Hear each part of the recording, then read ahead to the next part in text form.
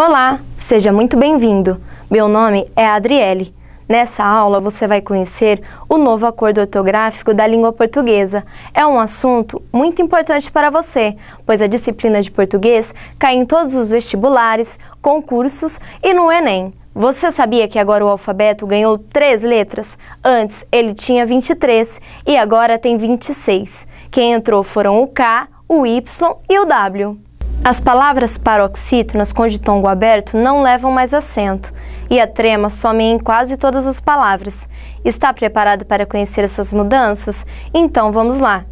O novo acordo ortográfico da língua portuguesa passou a funcionar de forma não obrigatória no Brasil a partir de 2009.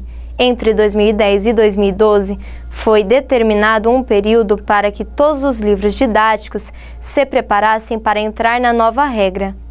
A partir de 2013, então, a nova ortografia passou a ser obrigatória em todo o país. A partir de 2012, o acordo começou a funcionar em outros 7 países que também falam português.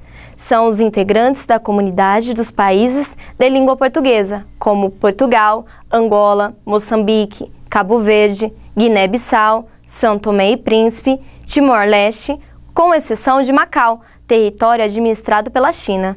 Segundo especialistas, as diferenças na pronúncia, gramática e vocabulário que existem nos países de língua portuguesa vão permanecer por tempo indeterminado. As mudanças dependem das pessoas e do tempo, e não de acordos ou leis. Você sabe o que significa ortografia?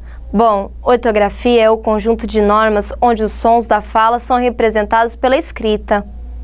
Agora vamos falar um pouco sobre as mudanças. Como falado no início, o alfabeto ganha 3 letras, o K, o Y e o W. A trema desaparece em quase todas as palavras. Um exemplo, antes escrevíamos linguiça com trema, agora não mais. Somente os nomes próprios ou derivados de palavras estrangeiras continuam com ela, que é o caso do sobrenome Miller. Agora vamos falar sobre acentuação. Antes de iniciar o assunto, será que você sabe onde ocorreram as mudanças? Vamos assistir a uma situação. Você viu o que aconteceu na Assembleia Legislativa hoje? Eu vi, nossa, que escândalo, né, cara? Nossa, mas a Assembleia se escreve com acento ou sem acento? Nossa, não sei. Existem muitas dúvidas em relação à acentuação em palavras paroxítonas, ou seja, aquelas que têm a penúltima sílaba mais forte, o acento agudo some em ditongos aberto, EI e OI. Antes, escrevíamos Coreia, Assembleia, Jiboia, asteroide com acento no EI e no OI. Agora, você não precisa mais colocar. Essa regra só vale para as paroxítonas. As oxítonas, palavras que têm a última sílaba forte, terminadas em ditongos abertos, permanecem com acento, como troféu e herói. Você sabe o que é um ditongo? Ditongos são 2 vogais juntas em uma sílaba só. Muito fácil, né? Some o acento também no I e no U, sendo eles as sílabas fortes, depois de ditongos em palavras paroxítonas. Antes escrevíamos bocaiúva, feiura com acento. Se o I ou U estiverem na última sílaba, o acento permanece, como é o caso da palavra piauí. Some também circunflexo, ou popular chapeuzinho. Palavras terminadas em EN, OO ou OOS, palavras como crem, voo, enjôos, eram escritas com acento na primeira vogal. Tudo bem até aqui? Continuando sobre os acentos, some o acento que diferenciava palavras iguais, como é o caso da palavra para, preposição, e para, verbo. Antes, escrevíamos a palavra para, verbo, com acento, e para, preposição, sem acento. Agora ficou bem mais fácil, pois não existe mais acento em nenhuma delas. O mesmo acontece com a palavra polo e pelo. Mas toda regra tem sua exceção. Não sumiu o acento diferencial do verbo por, que se diferencia do por preposição, de pôr de pretérito e pó de presente, e de forma, para diferenciarmos de forma. Para nós finalizarmos a parte de acentuação, some o acento agudo do U forte nos grupos ge, gi, que, ki e de verbos como averiguar, apaziguar, arguir, redarguir, enxaguar. E aí, o que você achou das novas regras de acentuação? Vamos dar uma olhada como ficaram as regras em relação ao hífen? Primeiramente, você sabe o que é um prefixo? Prefixo é o primeiro pedaço da palavra, aquele que vem antes do radical. O radical é a parte imutável, ou seja, a base da palavra. Por exemplo, o radical da palavra radical é radical. Depois dela, pode-se formar outras palavras, como, por exemplo, radicalizar e radicalizando. Você conseguiu entender? Bom, com relação aos prefixos agro, ante, arque, alto, contra, extra, infra, intra, macro, mega, micro, max, mini, semi, sobre, supra, tele e ultra.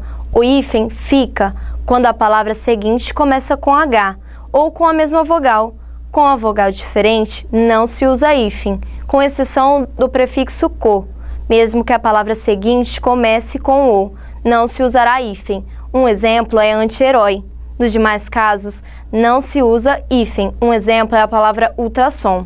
Vamos assistir mais uma situação para entender questionamentos sobre a utilização correta do hífen. Gente, alguém sabe como que ficou a palavra super-herói com a nova ortografia?